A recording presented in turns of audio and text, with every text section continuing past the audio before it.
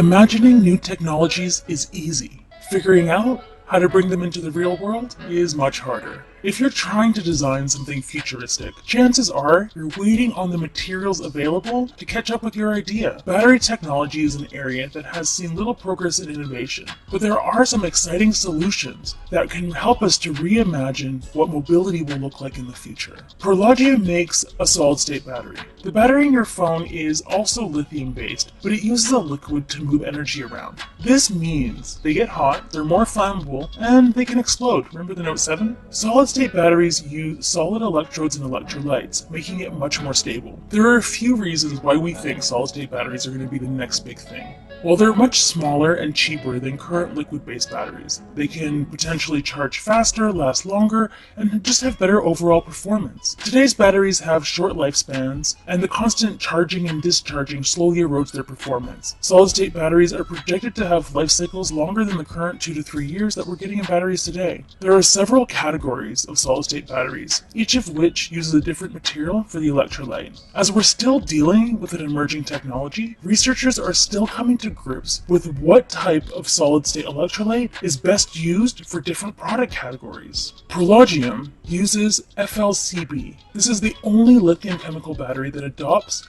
a flexible printed circuit. This makes it suitable for wearables or anything else that requires flexibility or a unique battery shape. Since it can be cut while charging, it makes it safe for people to wear. Prologium's released another video of their battery being cut in half and charging a phone for 24 hours. The more battery you cut away, the lower the battery's capacity. But it's been 3 years since we filmed our first video of the battery being cut in half, so we're still waiting for this technology to find a home.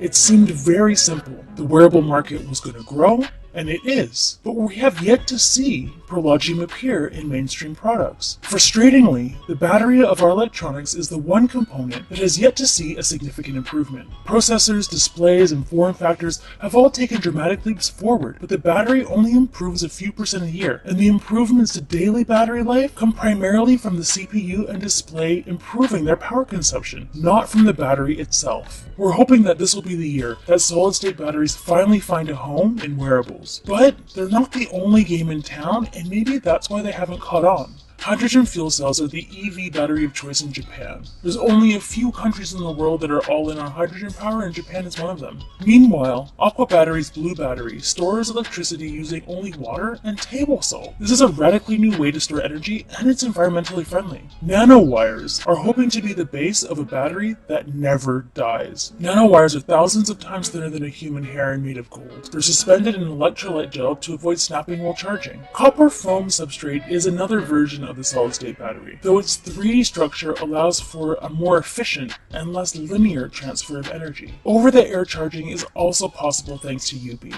It uses ultrasound to transmit electricity. Power is turned into sound waves, inaudible to humans and animals, and then transmitted and converted back upon reaching the device. But graphene is truly one of those technologies to get excited about. It's 200 times stronger than steel. It's the thinnest material on Earth. It's extremely conductive, transparent, and it's even won a Nobel Prize. Samsung in November 2017 revealed that it had developed a technology based on a graphene ball. This could potentially boost its battery capacity by 45% and increase charging speed 5-fold. Their goal is to have a graphene-based power unit charge in only 12 minutes. We've actually tested out a graphene battery pack. It went from 0 to 5,000 milliamperes in only 12.5 minutes. Graphene also has the ability to be transparent, so we could see a truly transparent smartphone in the future.